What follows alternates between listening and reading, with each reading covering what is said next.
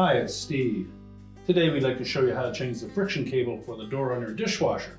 It's a really easy job. Let me show you how we do it.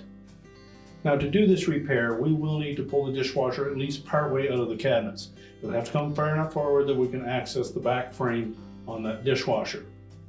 In most cases, your drain hose and your inlet water line will be long enough that you should not need to disconnect. Now, if the cable is still intact on your dishwasher, we simply need to stretch that spring enough that we can unhook it from that mount on the bottom. Take note of how it sits on the door hinge and make sure that the door is latched solidly. We'll lift it off of the door hinge, detach it from the spring, reconnect to the spring and to the door hinge. And we're going to stretch that enough that we can tuck it down into that holder. And then we're ready to push that dishwasher back into the cabinets. We're now ready to push that dishwasher back into the cabinets.